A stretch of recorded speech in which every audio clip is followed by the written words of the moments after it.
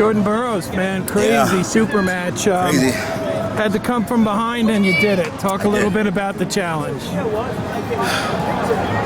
You know, I tried not to take this match personal, but there were a number of ways in which I felt either allegiances were formed with guys here in America that I thought stood strongly behind me, and rules were bent, not broken, but bent, in regards to us being the only matchup that weighed in on the day of the event. And none of that stuff would ever be done to anyone that's been in my position and had the type of career that I've had. And so the fact that they would even be introspective about those things and ask those questions to me, I felt like was disrespectful. And so I'm happy that I got the W. Chamizo's tough. I'll probably see him again in October. And I got to work on finishing, right? Disciplining myself despite the circumstance and the obstacle, like a wet mat and a prepared opponent. But it was fun. It was a lot of fun, and I'll be back to work on Monday, getting ready for the Final X. So down 4-0 on some interesting takedowns by Chamizo. Yeah. You didn't look tricky. like they were interesting. He's tricky. Yeah, very tricky. But you know, you looked like, hey, my turn. It was tough because I knew the turning point was when I freed my leg from that single. Yep. Right? That was the turning point of the match. And you can feel it. Like each match is a series of decisions in which you feel this guy. He needs this point. You can break your opponent by scoring that takedown, getting that push out. And so when I went from being in, he was in deep on my leg on the single, and I fought it, almost reversed him, fought it, got it free, hit him with a double. Not shortly after, it was a wrap.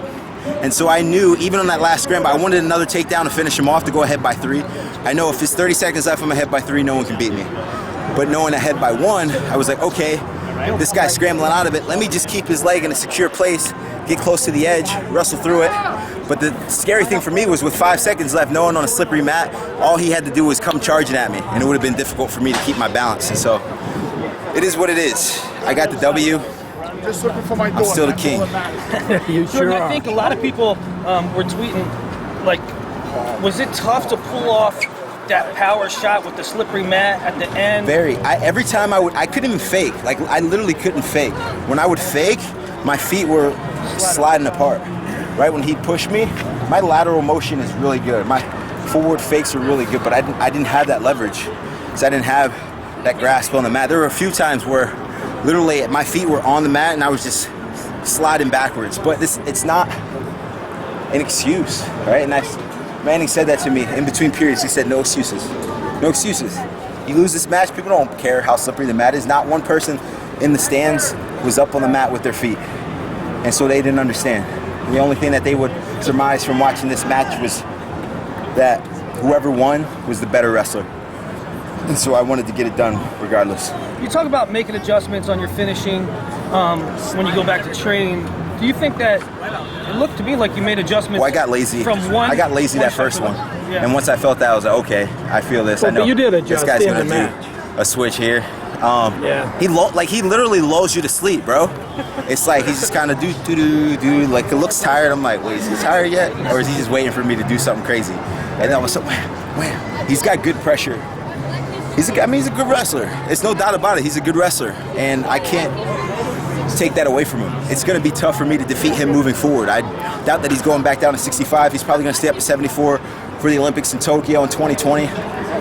The bottom line is you have to be prepared to beat the best guys on their best days. And that's it.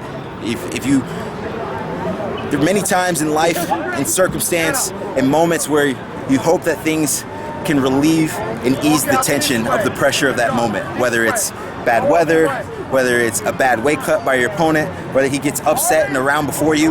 You want all of these bad circumstances to accumulate so you can have a good day while being less than your best.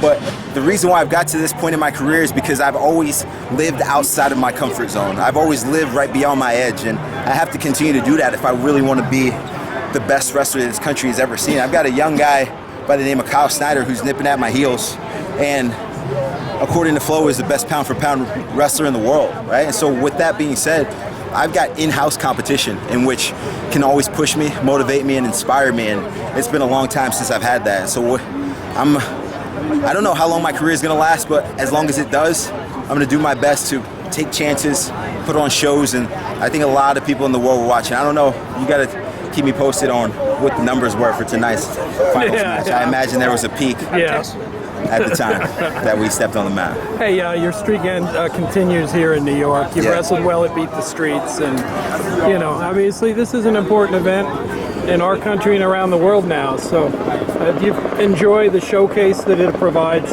Absolutely. Look at this, right? We've been in Times Square, Grand Central Station.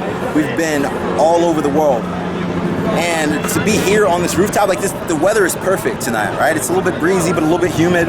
We've got Brooklyn Bridge right in the background, the Hudson River right below our feet. I think this is the best venue. You got $25 tickets in which multiple wrestling fans that are from lower socioeconomic classes can come and enjoy the atmosphere in the event period. I think this was the first time that Beat the Street stood by the integrity in which they preach, in which they use to help impoverished kids in the inner city, right? You can't have $1,000 tickets to help underprivileged kids that they can't even afford to get in on their own, right? And so I think this is the first time they've been able to do that, and I'm glad I was able to be the showcase tonight.